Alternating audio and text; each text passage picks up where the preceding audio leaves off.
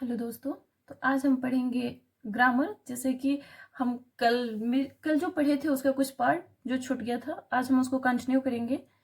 Grammar में हम पढ़ लिए थे क्या, टेंस पढ़ लिए थे, टेंस के प्रकार पढ़ लिए थे, और जो प्रेजेंट टेंस के 4 प्रकार होता है ये भी पढ़ लिए थे। आज जो प्रेजेंट टेंस के 4 प्रकार होता है उसकी क्या क्या पहचान होती है, उसका फार्मूला होता है, क्या फार्मूला होता है जो और ट्रांसलेशन बनाने में बहुत ही हेल्प करता है, तो वो हम देखेंगे कैसे होता है। और फिर नेक्स्ट जहाँ याद करने की बात होगी, जहाँ ट्रिक की बात होगी वहाँ मैं बताऊंगी, ठीक है आपको। तो चलिए इंडेफिनिट टेंस पढ़ते हैं। देखिए आपके सामने है present indefinite tense, present continuous tense, present perfect tense और प्रेजेंट परफेक्ट कंटिन्यूअस टेंस। तो प्रेजेंट इंडेफिनिट टेंस कहते हैं क्योंकि ये जो है वो प्रेजेंट का ही तो भाग है। तो प्रेजेंट जो अभी वर्तमान में चल रहा है, लेकिन वर्तमान में चल रहे उसकी भी अलग अलग पहचान होते हैं, ठीक है। तो प्रेजेंट इंडेफिनिट टेंस किसे कहते हैं? जिसका ना शुरुआत का पता हो ना अंत का पता हो। प्रेजेंट इंडेफिनिट टेंस में यहाँ मैं शॉर्ट में लिखूंगी, आप समझ जाइएगा, ठीक है। प्रेजेंट को केवल हम पी से इंडिकेट कर देंगे। प्रेजेंट इंडेफिनिट दिख रहा है आपको, प्रेजेंट इंडेफिनिट टेंस। तो इसका ये होता है कि ना जिसका शुरुआत का ही पता होता है ना अंत का ही पता होता है, ठीक है। आप इसको नोट डाउन भी करते रहिएगा, ठीक है। जिसका ना शुरुआत का पता हो, सॉरी, शुरुआत का पता हो और न ही अंत का पता हो,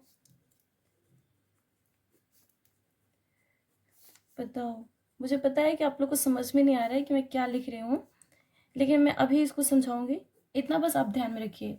प्रेजेंट इंडेफिनिट टेंस का मतलब होता है न जिसका शुरुआत का पता हो और न ही अंत का पता हो। मतलब क्या हुआ, फॉर एग्जाम्पल देखिए, जैसे वह जाता है, ठीक है, वह जाता है, लास्ट में ता है ती है आ रहे, तो ये तो प्रेजेंट इंडेफिनिट प्रेजेंट टेंस है ना, इतना तो क्लियर है। और प्रेजेंट इंडेफिनिट में ये हो गया कि ना शुरुआत का पता है ना अंत का पता है। तो वह जाता है, वह कब से जाता है और कब को जाएगा, मतलब कब तक रुकेगा, इसका कोई पता नहीं है ना। सिर्फ इतना कह दिए कि वह जाता है, वह 1 घंटा से चला है, 1 घंटा बाद रुकेगा या 2 घंटा से, यहाँ कुछ भी नहीं पता है। तो इसका हो गया वह जाता है। इसका ट्रांसलेशन होगा, अभी मैं बता रही हूँ, फिर आपको फार्मूला भी बताऊंगी, इसमें बहुत सारी चीज आपको बताना है। ही गोज, ठीक है, वह जाता है, फुल स्टॉप, ओके, ठीक है। दूसरा हम उदाहरण देखते हैं,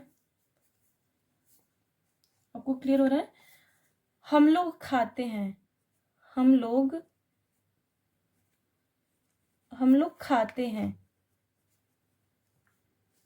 खाते हैं, ठीक है, दिख रहा है आपको।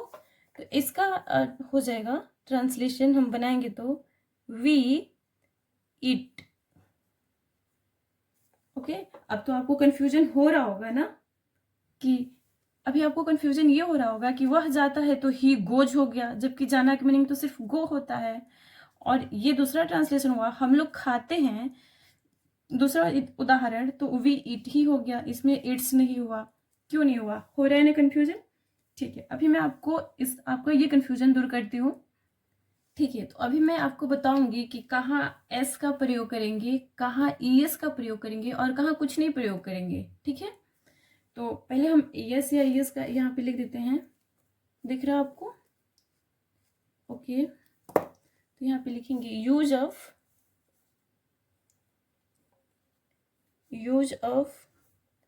एश या ईएस, ठीक है, दिख रहा है आपको। यूज ऑफ एस या ईएस, इसका मतलब हुआ यस या ईएस का प्रयोग।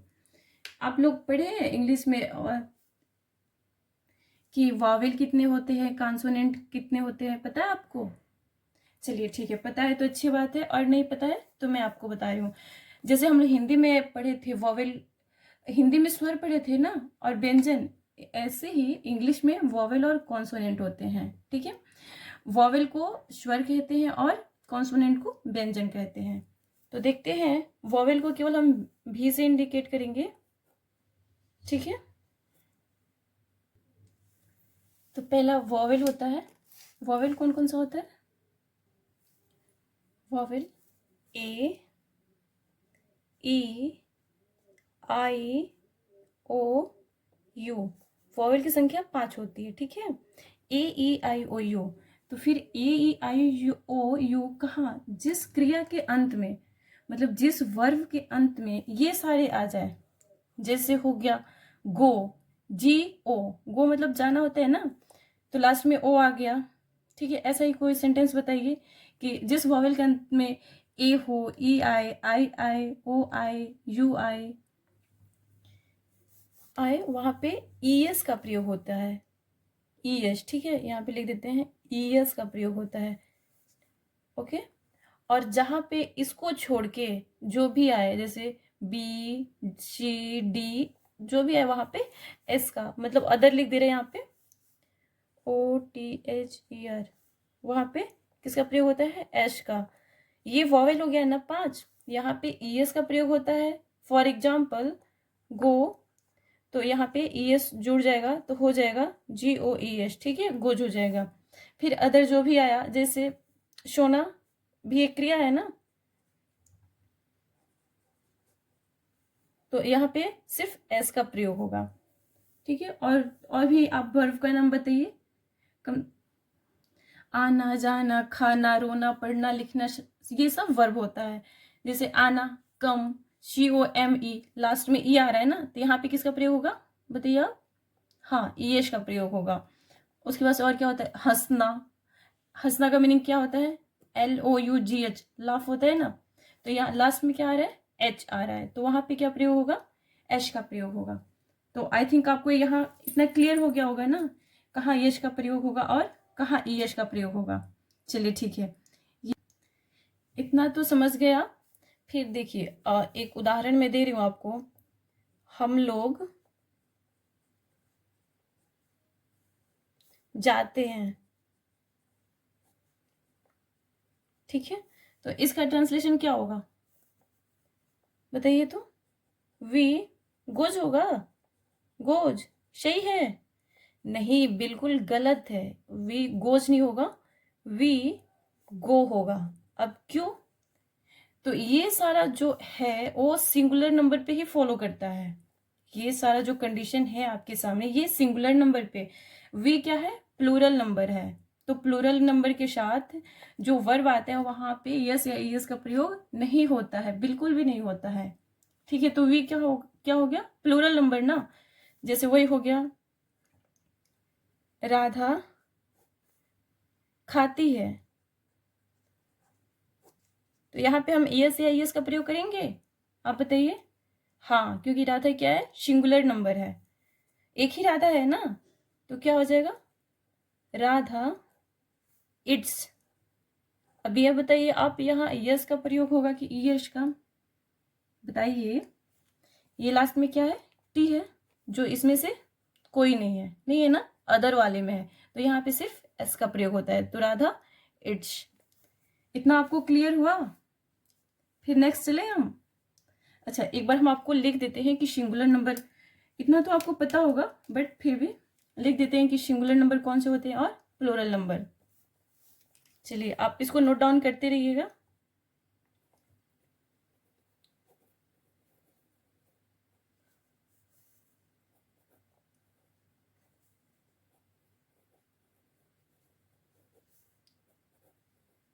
Okay, singular number, plural number. Plural number में क्या हो जाएगा बताइए आप? बहुवचन में क्या क्या आता है? हिंदी में इसको बहुवचन और इसको एक वचन कहते हैं। हम लोग, हम लोग ज्यादा लोग हो गए ना, तो ये प्लूरल नंबर होगा। We, they, you, boys, girls, ये क्या हो गया? ETC, ठीक है, एटसेट्रा, बहुत सारा आता है। और सिंगुलर नंबर में ही, सी, इट, चलिए आप इसको ये इधर कर देते हैं, ही सी इट। और कोई भी नेमिंग वर्ड, राम, मोहन, सीता, लखन, कुछ भी, ये सिंगुलर नंबर में आ गया। तो आपको समझ में आ गया। फिर से चलिए एक बार रिवाइज करते हैं। सिंगुलर नंबर के साथ एस या ईएस का प्रयोग करते हैं। ओके। प्लूरल नंबर के साथ वर्ब में कुछ भी प्रयोग नहीं करते हैं, ज्यों का त्यों लिख देते हैं। सिंगुलर नंबर में जब वर्ब के अंत में ए, ई, आई, ओ, यू आए, वहां ईएस तथा अदर्स के साथ एश का प्रयोग करते हैं। इतना आपको क्लियर हुआ कि नहीं? आप एक बार जरूर हमको बताइए, फिर नेक्स्ट चले हम। ठीक है, 2-4 उदाहरण देख लेते हैं, फिर समझ में आएगा। ये बताइए, तुम लोग पढ़ते हो। हाँ, आप लोग बहुत अच्छे हैं। तुम लोग पढ़ते हो, आप लोग पढ़ते हैं ना? तो इसका क्या हो जाएगा? तुम लोग पढ़ते हो का क्या होगा? तुम लोग का मीनिंग क्या होता है? यू। ठीक है, यू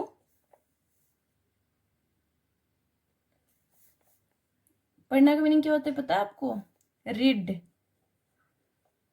ठीक है, यू रीड। और वही हम कहेंगे राधा पढ़ती है, राधा पढ़ती है। यहाँ पे फुल स्टॉप और यहाँ पे खड़ी पाई। ठीक है, राधा पढ़ती है तो क्या हो जाएगा? राधा रीड होगा? नहीं, राधा रीड्स। ठीक है, तुम लोग पढ़ते हो, यू रीड, राधा पढ़ती है, राधा रीड्स। ओके, फिर नेक्स्ट देखते हैं। यहाँ पे करके नेक्स्ट उदाहरण यहाँ देखते हैं। हम लोग जाते हैं। ठीक है, तो क्या होगा इसका? We goes. सही है, गोज होगा? नहीं, वी गो, क्योंकि हम क्या है? प्लूरल नंबर है। वैसे बोलेंगे कि कौन? राकेश, राकेश जाता है। इसका बताइए तो हो जाएगा आर ए की, राकेश गोज। अच्छा ये बताइए, यहाँ पे यस होगा या ईएस होगा? क्या होगा? यहाँ वॉवेल है ना लास्ट में, तो यहाँ पे हो जाएगा ईएस, राकेश गोज। इतना समझ में आ गया आप लोगों को? चलिए ठीक है। तो जैसा कि हम लोग टेंस में भी इंडिफिनिट पढ़ रहे हैं, इंडिफिनिट में भी 4 सेंटेंस होते हैं। जैसे आप बोलते नहीं, निगेटिव, इंट्रोगेटिव, अफर्मेटिव।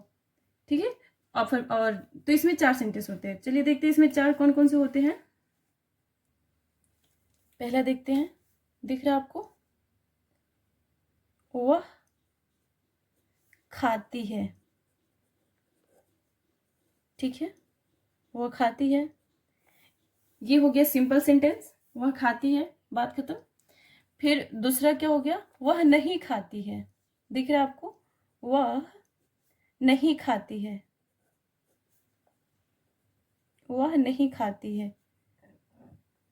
ये क्या हो गया? नहीं मतलब निगेटिविटी। लोग कहते अरे निगेटिविटी मत फैलाओ, तो निगेटिव हो गया। नहीं मतलब निगेटिव, वह नहीं खाती है। अब देखिए इंट्रोगेटिव होगा, क्या वह खाती है? क्या वह खाती है?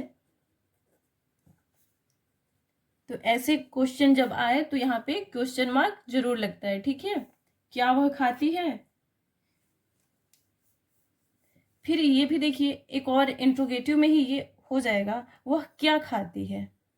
वह क्या खाती है? बस सिर्फ देखिए ये वाला है क्या, जो क्वेश्चन मार्क है, ये जो क्या वाला ये बीच में आ गया, तो इसका सेंटेंस, इसका भाव बदल गया कि नहीं? आप ऐसे बोले क्या वह खाती है, तो आप ऐसे बोल देंगे यस और नो, हाँ या नहीं, वह क्या खाती है। तो इसका आप आंसर यस और नो में नहीं दे सकते ना। इसके लिए तो आपको बोलना पड़ेगा कि वह दाल चावल खाती है, वो आम खाती है, वो रोटी खाती है, कुछ भी। अभी मैं आपको समझाऊंगी कि ये WH वर्ड क्या होता है, कब इसका प्रयोग होता है।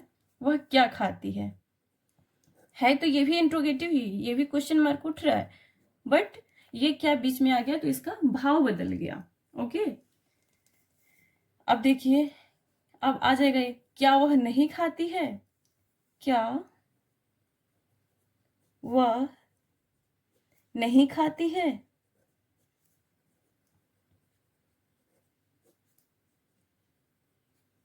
फिर देखिए, इसमें क्या भी है, मतलब इंट्रोगेटिव भी है, और नहीं भी आ गया तो निगेटिव भी है, तो ये दोनों इंट्रोगेटिव में आता है। ठीक है, अभी मैं इसको समझाऊंगी अलग से, बट ऐसे देख लेते हैं। तो ये हो गया सिंपल सेंटेंस, नहीं दिख रहा आपको, इधर देख रहे हैं, दिख रहे हैं, ये हो गया सिंपल सेंटेंस। ये नहीं तो क्या हो गया, निगेटिव सेंटेंस।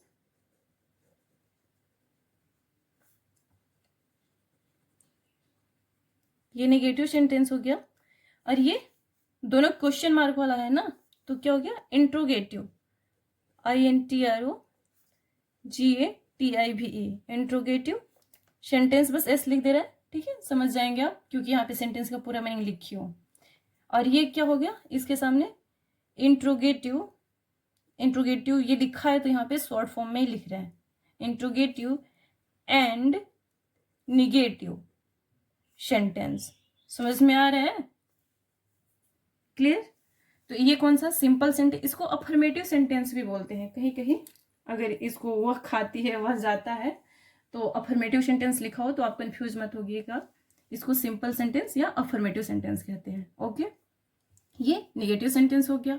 देखिए, एक सेंटेंस को हम सब में कन्वर्ट कर दिए, निगेटिव में भी, इंट्रोगेटिव में भी, इंट्रोगेटिव एंड निगेटिव में भी। तो इतना आप लोगों को क्लियर हुआ। अब चलिए देखते हैं इसको कैसे हम इसका ट्रांसलेट करते हैं। ओके, इतना तो क्लियर हो गया ना आपको। चलिए ठीक है, देखते हैं आगे।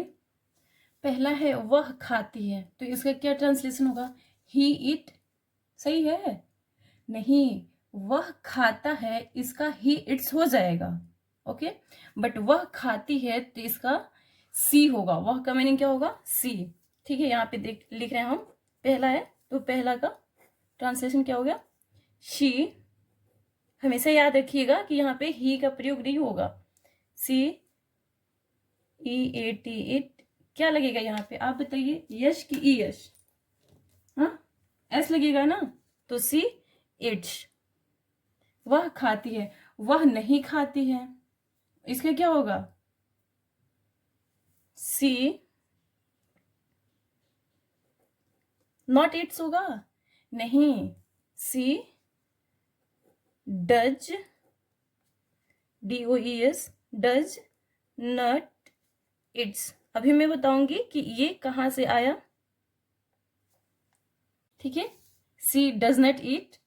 अब क्या है, वह क्या वह खाती है, तो यहाँ पे क्या पहले आ गया। ठीक है, तो इसका ये होता है, होगा इसका क्या वह खाती है, तो ये जो डज है ना, इसको हेल्पिंग वर्ब कहते हैं। अभी मैं आपको बताऊंगी, पहले सिर्फ इसका देख लीजिए आप, डज शी इट, क्या वह खाती है, वह क्या खाती है। अगर क्या बीच में आ गया जो क्वेश्चन मार्क, इसका मीनिंग क्या होता है, वाट, तो इसका वाट लगे। अगर क्या पहले आया तो डज से ही काम चला देंगे, बट अगर क्या बीच में आया, क्या क्यों कैसे, तो इसका मीनिंग लिखेंगे। तो क्या what, sorry, what does she eat. ठीक है, वह क्या वह नहीं खाती है, फिर यहाँ पे क्या पहले आ गया ना, तो डज, दिख रहा है, शी नॉट इट। मुझे पता है अभी आप लोगों को क्लियर नहीं हुआ होगा, क्योंकि अभी मैं इसका सूत्र बताऊंगी और कैसे डू डज कहाँ लगता है, कैसे, अभी क्लियर हो जाएगा, लेकिन इतना तब तक हम लोग देख लेते हैं। ठीक है, चलिए नेक्स्ट देखते हैं। हम आपको ये बताएंगे कि कहाँ डज का प्रयोग होगा, कहाँ डू का प्रयोग होगा, क्या फार्मूला है। तो चलिए देखते हैं, पहले हम फार्मूला लिखते हैं, फिर फार्मूला के माध्यम से आपको समझाएंगे। ठीक है, देख रहे हो आपको, तो यहाँ पे सिंपल सेंटेंस के लिए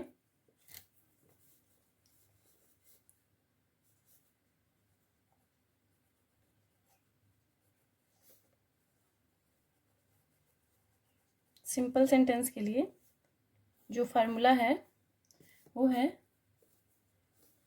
सब्जेक्ट, ठीक है, सब्जेक्ट यहाँ पे पूरा लिख रही हूँ, फिर मैं इसको SUB लिखूंगी तो आप समझ जाइएगा। Subject plus helping verb, H से helping, helping verb plus verb plus object, ठीक है। अभी मैं समझा रही हूँ आपको कि ये क्या होता है।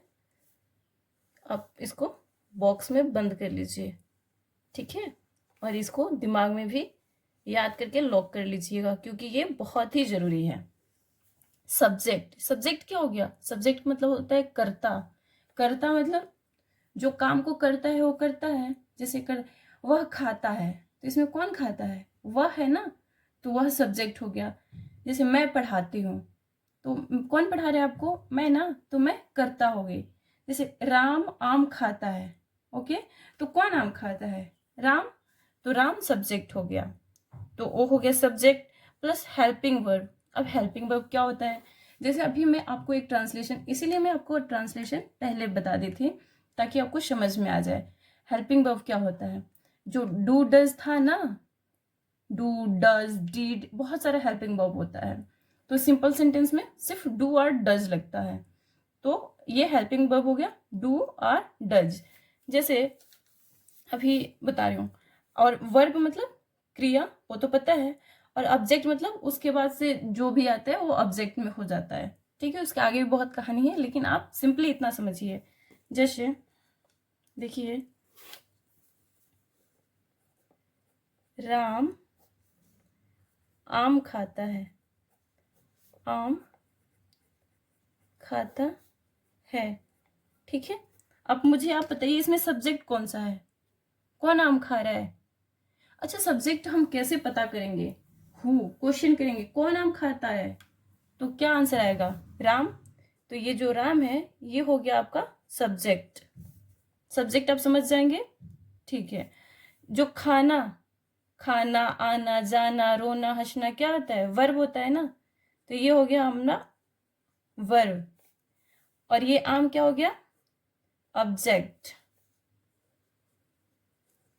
ठीक है। और हेल्पिंग वर्ब लगता है, जैसे हेल्पिंग वर्ब क्या बताई थी आपको? डू डज, तो वो हेल्पिंग वर्ब होता है। तो इसका क्या होगा ट्रांसलेशन? राम आम खाता है का, ठीक है। तो चलिए हम इसमें फार्मूला में रख देते हैं। राम के सब्जेक्ट क्या है? राम, तो इंग्लिश में लिखेंगे राम। यहाँ पे हेल्पिंग वर्ब की जरूरत नहीं है, इट्स जो एस लगेगा उसी को हम हेल्पिंग वर्ब मान लेंगे, ठीक है।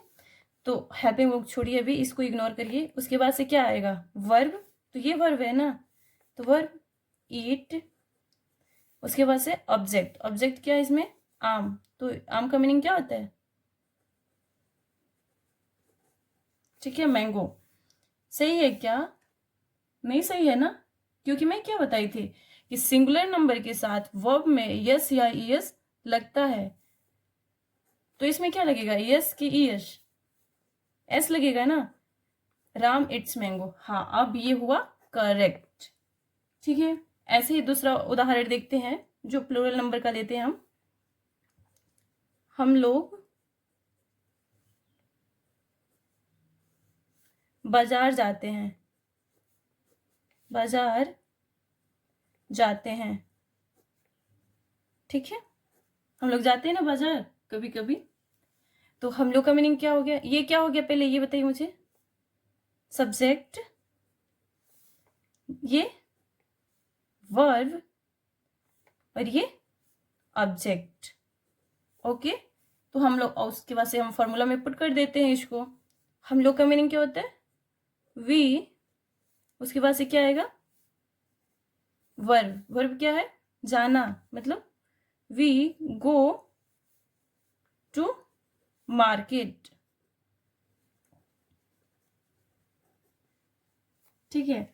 अब आप ये सोचिए, ये गो टू मार्केट, इसकी बहुत बड़ी कहानी है जो मैं आपको बाद में पढ़ाऊंगी। अभी आप इतना समझिए कि वी गो टू मार्केट, ठीक है। अब इसमें आप सोचेंगे कि यस या यस नहीं लगेगा क्या? सोच रहे हैं ना आप कि इसमें तो इट्स लग गया लेकिन इसमें गोज नहीं लगा, तो हाँ, बिल्कुल भी नहीं लगेगा क्योंकि ये क्या है? प्लूरल नंबर है। ठीक है, अब इतना तो आपको समझ में आ गया होगा ना।